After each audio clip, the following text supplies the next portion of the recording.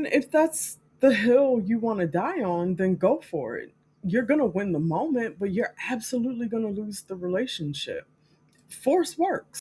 It really does. You raise your voice, the behavior stops. You threaten a consequence, compliance shows up. You tighten control, and things just fall back in line.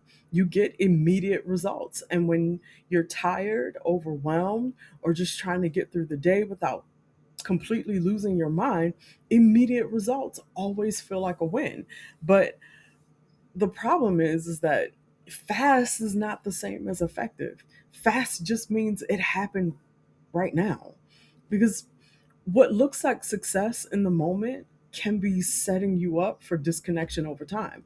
And most of the time, you won't even notice it happening. So let's talk about why force feels so effective. It's because it gives you control, instant control.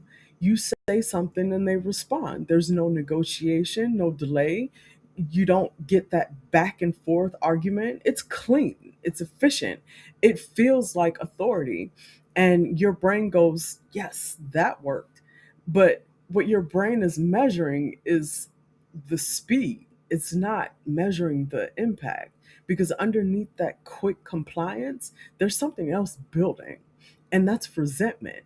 It's not loud, it's not even obvious, but steady, like receipts being stacked in a drawer that nobody's talking about, but they're definitely keeping track of.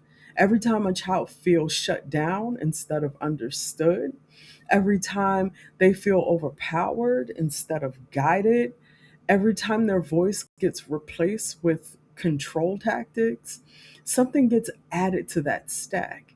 And in the moment, you're not going to see it because they listened. They stopped the negative behavior. They got quiet. They did what you said. So it feels like nothing's been lost, but something was absolutely lost. Trust doesn't usually break in these big, overly dramatic moments. What happens is it erodes over time in small moments, moments where the child learns my feelings don't matter here. My voice doesn't change anything. And it's easier for me to just comply than try to force my voice to be heard.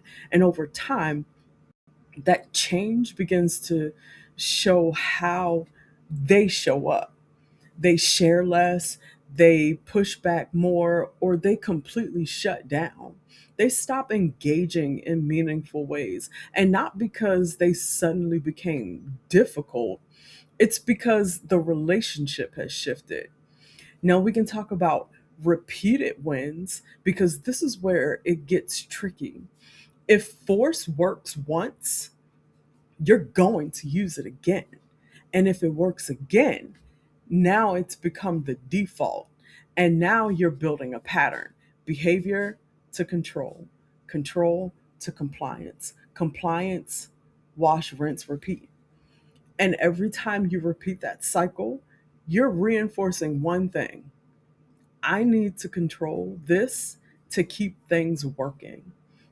But here's what's happening on the other side: your child is also creating a pattern. Push, get shut down. Get shut down, pull back, or push harder. So now you have two people escalating in two different directions. One is tightening control, while the other is either resisting more or they're disappearing emotionally. Either way, you're moving further apart. And this is where long term resistance starts to show up because children don't stay small forever. They grow, they develop opinions, they test boundaries, they start asking questions. And if the relationship has been built on control instead of connection, this shift is going to hit hard because now, when you try to use these same strategies that have worked when they were younger, they're not going to land the same as they get older. Now you're getting more pushback, you're getting more attitude, you're getting more distance, and it feels like oh my God, why are they acting like this all of a sudden? But it's not sudden, it's accumulated. It's years of feeling controlled instead of guided. It's years of being managed instead of understood. Years of learning that their voice doesn't carry weight. And now they're trying to find it. They're trying to find themselves. This is where we have to make a distinction that changes everything. You have control versus influence.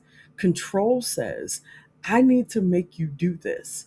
Whereas influence says, I've built enough trust that you're willing to consider what I'm saying. Control works when you're present, influence works when you're not. And we all know we can't be around our children 24 hours a day. If your child only behaves because you're in the room, that is control. If your child makes thoughtful decisions when you're not around, that's your influence. And influence doesn't come from winning the moment. It comes from building a relationship where your child feels seen, heard, and respected enough for them to internalize what it is that you have been trying to teach them. Now let's bring this into real life. You're in a moment. Your child is doing something that you don't like. You have two options here. Option one, you shut it down immediately, raise your voice, and force control in the behavior. Or you can go with option two, slow it down, stay regulated, address the behavior and understanding behind it. One is faster, and yet one builds something. And listen, nobody is saying you're going to choose perfectly every time because you're human. We all are. Parents make mistakes. There will be moments where you just need the behavior to stop, but if force is your primary tool, then you're building a system based on control and not connection. And systems produce patterns, and patterns produce outcomes. So the question isn't, did I win this moment? The question is, what kind of relationship am I going to build over time? Because parenting is not a series of isolated moments, it's a long game.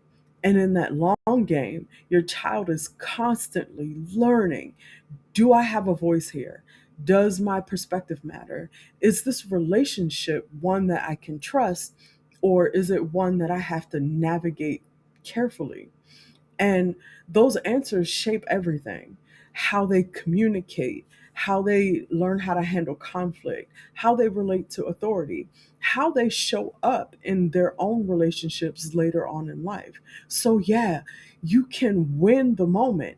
You can win it all the time. You get the compliance, you get the silence, you get the control. But if that comes at the cost of making the connection, then are you actually winning? Or are you just trading? And the longer you trade those short term moments of control for long term connection, the more expensive it becomes to repair it later. So here's the shift: start measuring success differently, not by how quickly the behavior stops, but how much understanding is built. Not how quiet things get, but how open the communication stays. Because at the end of the day, you can control the behavior today and lose your child's voice tomorrow. And once that voice is gone, getting it back is going to be a hell of a lot harder than it was for you to protect it